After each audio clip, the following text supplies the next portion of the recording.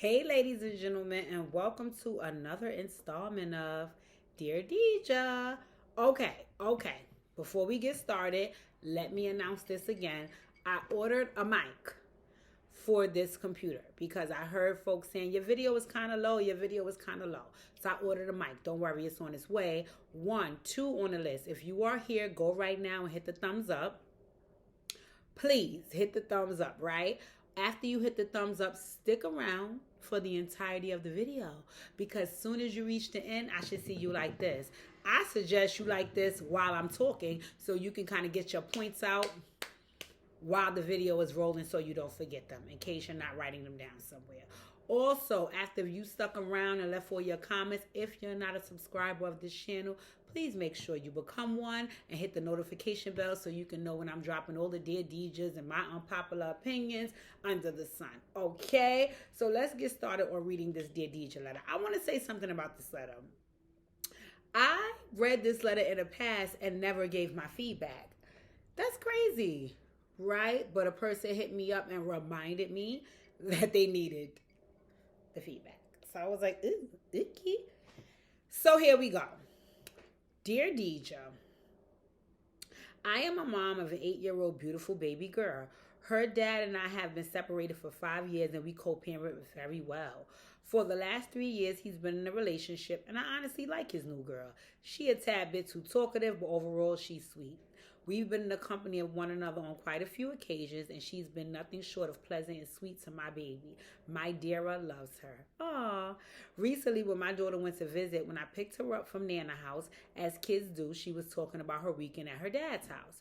I noticed she never mentioned his girlfriend participating in any of their outings, so I asked where she was. My Dara said, I'm not her friend anymore. Ooh.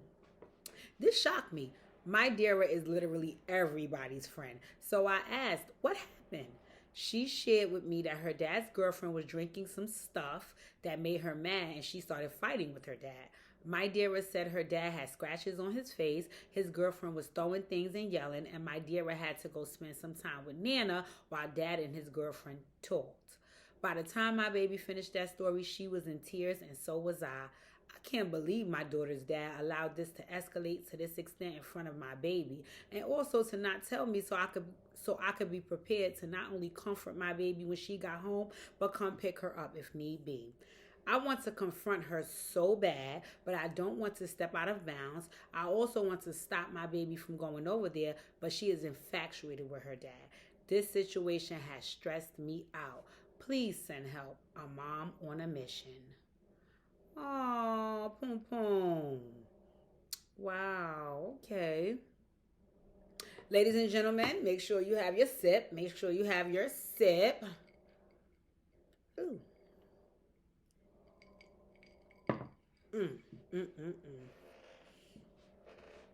First, let me take these doggone glasses off because they sometimes can show my ring light, the reflection in them, and it annoys me when I watch the video playback. First of all, I love Dara. I love Dara. I love her. I know you call her my Dara, right? I wonder, is that her full name or you were saying like your Dara? Anyway, I love Dara. I love when you said my Dara is literally everybody's friend. That's so cute. That is so cute. I love to see folks raising friendly, compassionate. Somebody is ringing my fucking bell when I'm doing Dear Deja. Anyway, I love to see when folks are raising loving and compassionate young people, especially from such a young age, because once they become teenagers and things of the sort, they are still those loving, compassionate people. Unfortunately, we live in a world that's not as loving and compassionate. So prepare your baby that there will be rough times. Make sure you safeguard her. Make sure you insulate her because she sounds like a sweetie. And I love the sweeties. I definitely want a sweetie too. So when me and Pookie have a baby, we're having a girl. And nobody better negate that, right? And we're having a Callie, and we're gonna raise her sweet too. So hi, Dara, right? Let me say this. I also love how you described you and your daughter's dad's co-parenting relationship. That's nice. That's nice because sorry y'all. We live in a day and age where co-parenting is not always effective, and folks are like, I'm gonna kill my baby mother, or I'm gonna kill my baby father.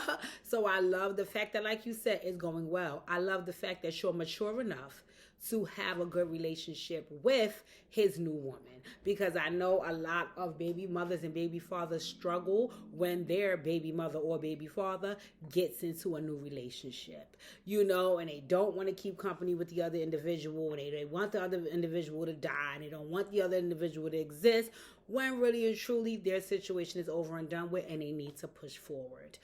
I truly respect that you have decided to do so, and you're making the best of it. So congratulations, right? The company that your baby daddy is keeping.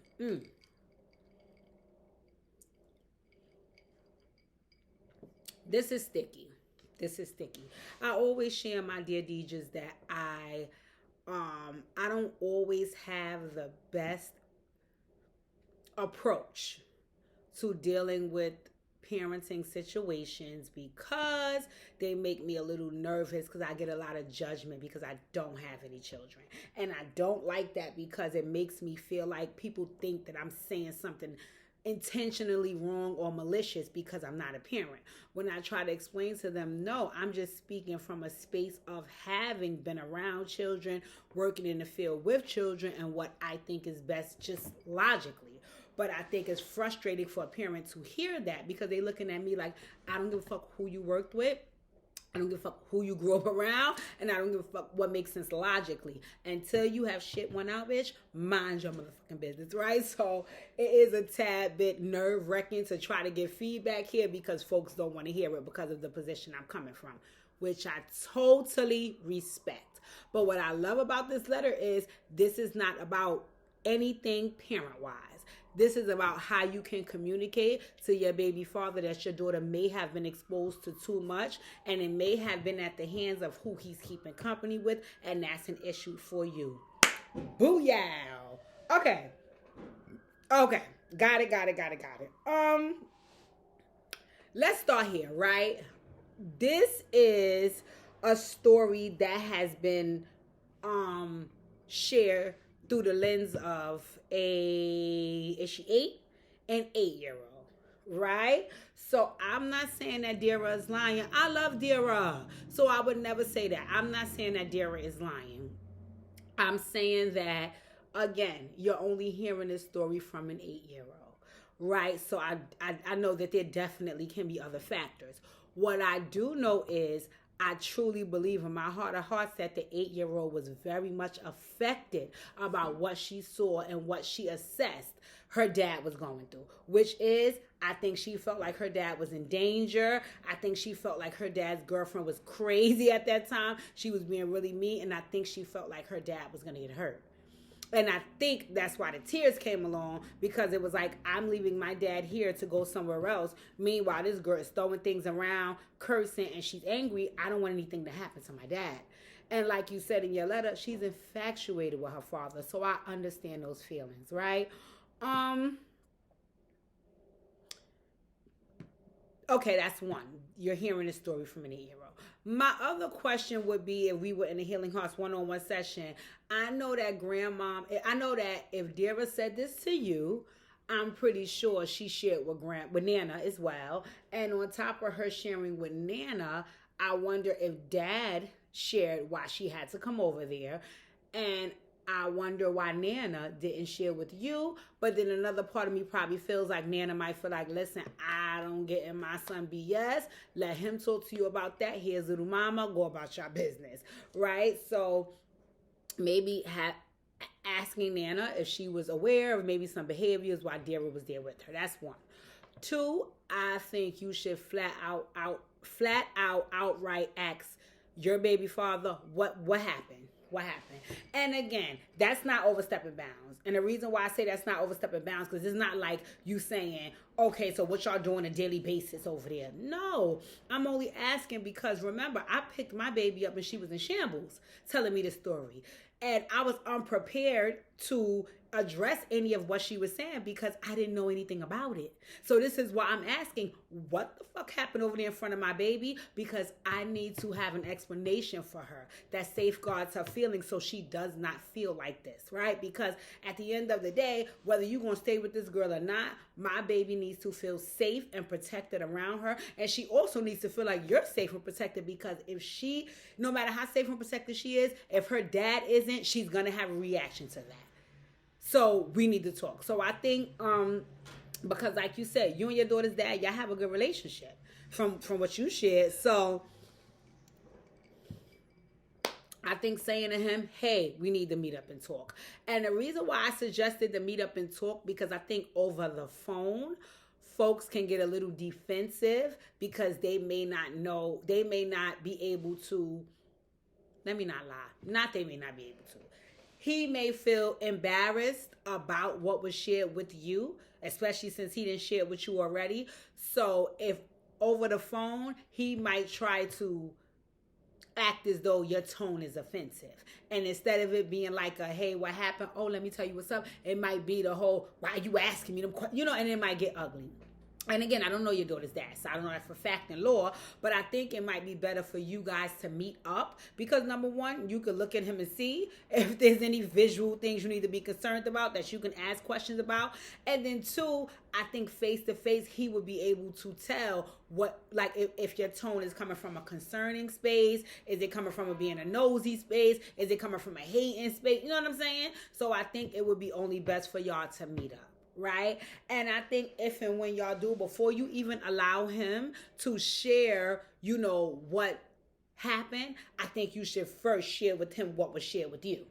Because remember, he may get on the defense and he may be embarrassed about what took place. So he might try to shift the conversation like, oh, why you in my business? Or, oh, she's a kid. Why you listen? No. It's not about what she said happened. It's about how it made my baby feel. So let me share with you that when I picked my baby up, she broke down crying. She was afraid. She was sad, and all of these things, right? So can you explain to me what the fuck happened in front of my kid? Right? And I think in those moments, unless he's immature and corny, he should be able to verbalize at least what took place in front of Dara. Now, granted, if he don't want to get a backstory about why the lady lost her mind, because that's their relationship business and he really don't want you in that, nobody can be mad about that. But what happened in front of your baby, he should do you the courtesy as the other parent to share that with you, because again, there may be some things that you have to provide explanations for as a mom, and you want to be prepared to do so. And you don't want it to be opposite of what took place, because now she's looking at you like, okay, mom, you telling me that happened because blah, blah, blah. But that's not what happened with, you know what I'm saying? So you want to have the facts of what she was exposed to, okay?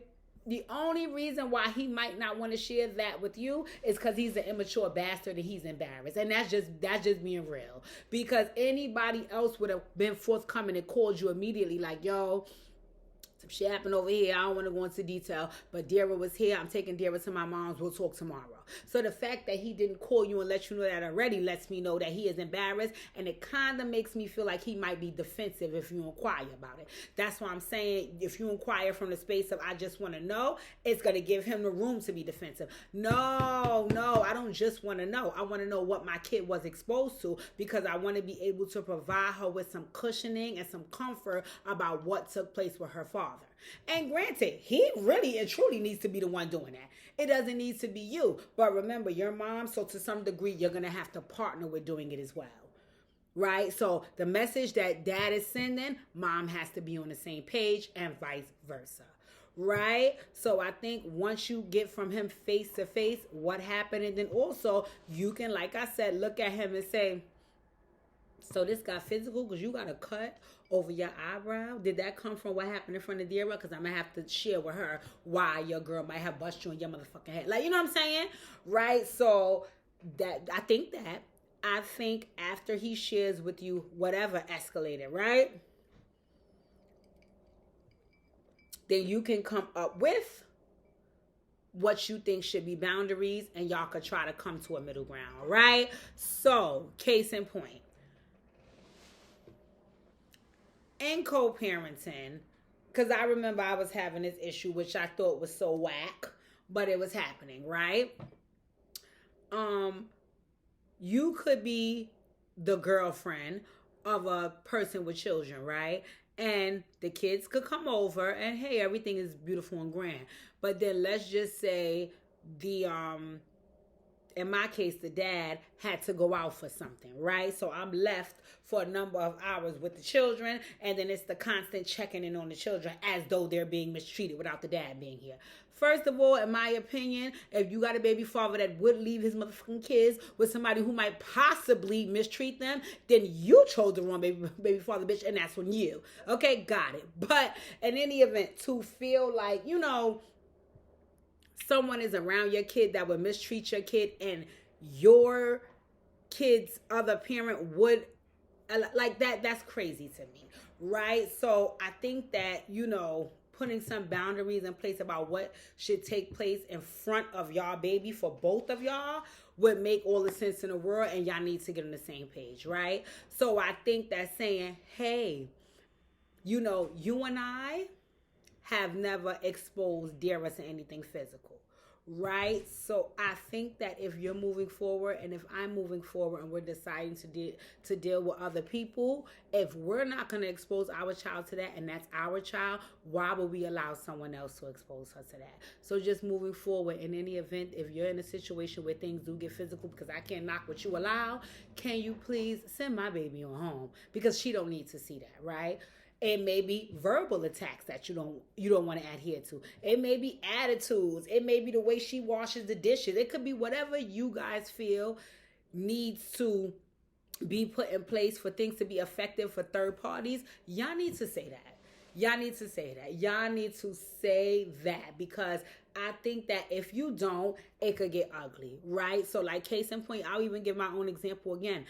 I come from a long line of curses. Everybody in my family curse. They curse about the smallest things. I mean, you were passing my toothbrush, and my family is not passing my motherfucking tooth. Like, my family curse, right? So your kid at 2 months old could be exposed to a full-on cursing session, and it could be totally and completely innocent. They're just using colorful words, right? Whereas you might be a person that feels like, listen, I don't want my kid hearing those colorful words, because we raised them to believe, that means danger, right? That means something is wrong when they hear curses. Also, I come from a family where we talk very loud. We have a very authoritative tones. So if I say something to you, it may sound more like I'm telling you what to do as opposed to me asking you something. And what I saw in my relationship was that my boyfriend's son, he's not a kid that, you need to be authoritative with. He's cool. So you don't need to be like, didn't I say get up and make up that bed? You don't need to speak that way, because if you ask him the first time, he'll do it, right? But my tone is just that way because of where I come from. I had to keep in mind and I had to pay attention to, that's not my boyfriend's tone when he speaks to his son. Therefore, I need to learn to curb some things. That's okay. That's okay. I don't mind doing that because I want to safeguard your kid. So if it looks like to me that I may be saying or doing something that may be out of order for your baby, I don't mind doing that. I just need to know it's out of order. So I think that if you guys sit down and really have the conversation of, listen, I don't want Dara seeing no drunk bitch that get upset about something you did 4 months ago and lose your mind. So maybe the conversation may need to be, if you and your woman are going to have alcohol and consume alcohol when Dara is there, then Dara cannot be there.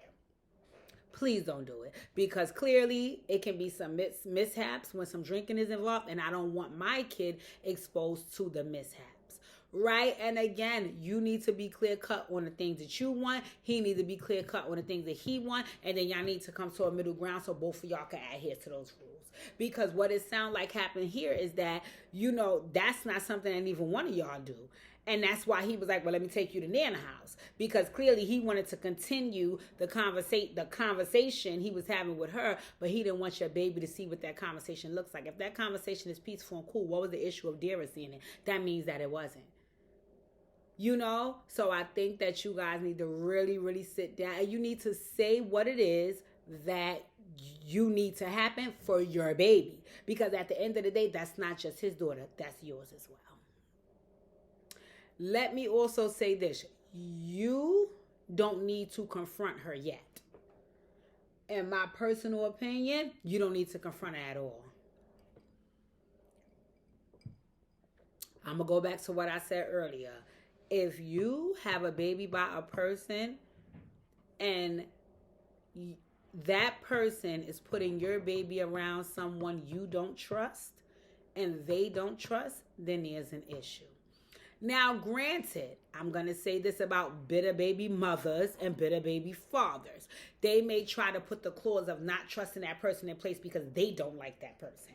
But you, as the person dealing with that person, needs to be able to let them know, listen, you're only speaking of a space of you don't like her, you don't like him, but they are trustworthy and they can be around the kid, right? Because if there is an issue with that other person and they can't maneuver in a space that safeguards the children the way you both want, then that's not the person for whomever, right? That's not the person for whomever, right? So if that other person can't get on board with what you're telling them, then that's not the person, not only for you, my boy, but that's not the person that I want around my kid, right? So again, you don't need to say 2 words to her. You don't need to say 2 words to her about what went on in a relationship. You need to let him know what y'all agreed upon, and then he needs to go back and let her know, right? So it's like, hey, hi. And he doesn't even need to say this for me and my baby mom. No, this is what I'm doing to safeguard my daughter.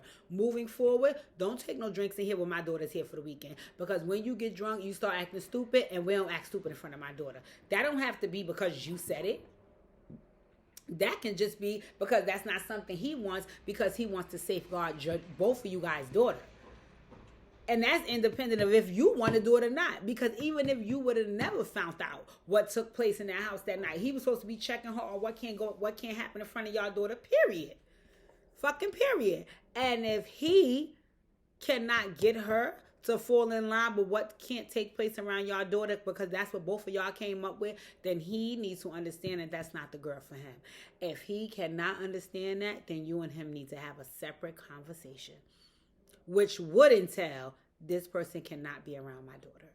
And again, it's a sad thing because it's like, listen, I don't want to say your new spouse can't be around our baby. I ain't got nothing against her. But I also know that some of the behaviors that she exposes our young person to, we agreed that we don't want them seeing. And if she can't get on board with that, then she needs to roll. But I can't make you break up with her. But I can control if my motherfucking kid is around her. Don't make me go there. Do not make me go there. And I think you have to be very strong and assertive in sharing that, because he needs to know you're not playing, which will get her on board with knowing he's not playing. Because I'm going to tell you like this. If you approach her about what took place, I don't care how you word it or how much sense it make, you're only going to come across as the hating ass baby mother.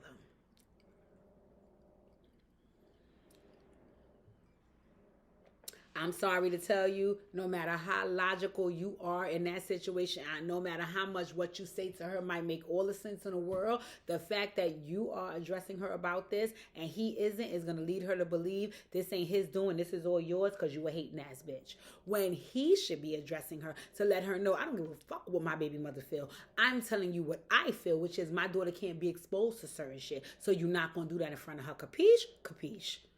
And if it's not capiche, you gotta roll. You understand what I'm saying? Because once he steps out of it and leaves it between y'all two, it becomes more of a battle of who wants this man and who missed this man and what's going on with this man, as opposed to it being about safeguarding the kid. And that's really, from what your letter said, what you care about. So at the end of the day, I mean, approaching her doesn't benefit you. Unless... And this is something we were talking about, and we would talk about in a one-on-one session, because the fact that you even thought about approaching her makes me feel like, is there some underlying issues there with her as the spouse of your baby father?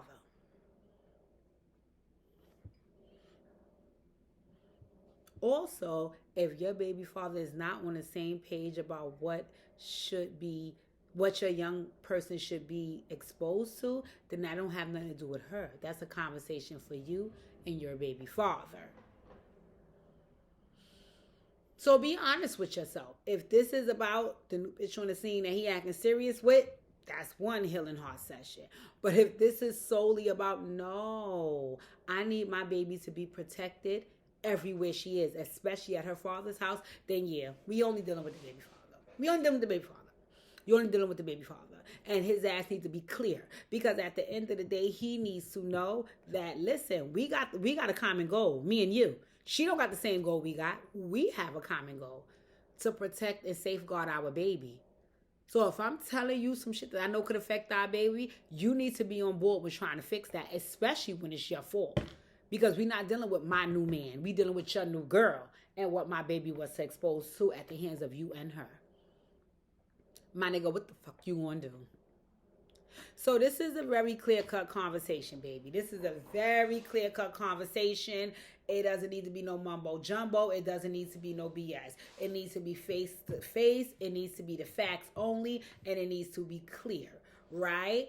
And I'm also a little nervous because I wonder, do you have to be prepared for him to say, Dara was overreacting? It wasn't like that. Because, see, that's another thing. So if he tries to go that route, you can say whether she's overreacting or not, the fact that she was in shambles to that degree lets us both know we need to do something to fix it. It's no overreacting for a kid. If she feels something, her feelings are valid. Let's acknowledge that. Let's fix that. That's what parents do. So don't tell me my motherfucking kid is overreacting when she seen her father get busted in the head by his drunken bitch. But that's a separate conversation, right? I think the reality of it is whether he feels like she's going overboard about her feelings, they are still hers. And you are the first folks in your young person's life to validate their feelings. Everybody's feelings on this planet should be validated, even if they're not agreed with. Your parents is who does that for you. Then they help you navigate some of the things you feel as you grow older. Okay? So, yeah, you need to be talking to him. You need to be talking to him. You don't need to be pressing home, girl, because clearly there's something going on there where she felt that comfort, but she only got that comfort. She only felt that comfort because of her relationship with him. That's why you need to press him. Because I'm almost sure it doesn't sound like any of these behaviors would be distributed in front of you. Yeah, because she does not feel that comfort in front of you. So yes, I think you need to have a conversation with him, and you need to make sure that he makes sure anybody he's dating, not just her, anybody he's around, I don't give a fuck if it's a homegirl or homeboy, they know what's not allowed in front of y'all baby, because the common goal is safeguarding and protecting your baby. And he needs to be on the same page with that. Okay, so oh my goodness. Hopefully, Mom on a Mission, I was able to help because, like I said, I love Dara. She sounds so innocent and so sweet, and we don't want to demolish or kill or jeopardize a young person's innocence because of what they are exposed to. And as the adults in young people's lives, you have to make sure you monitor what they're exposed to, because you do not want what they see to hurt or hinder them. All right, so oh my goodness, ladies and gentlemen, thank you for tuning in to another Dear Deidre. Make sure you've already hit the thumbs up and like the video. Right now, you've heard all of my feedback, so you should be leaving your commentary in the chat right now at this moment as we speak. You may want to say, Deidre, you hit it right in the nose. You may want to say, Deidre, what the fuck is you talking about? This was stupid feedback. I welcome it all. Okay, ladies and gentlemen, be safe. It's the holiday season. Enjoy yourself. Have a grand old time. And thank you once again for tuning in to Dear Deidre.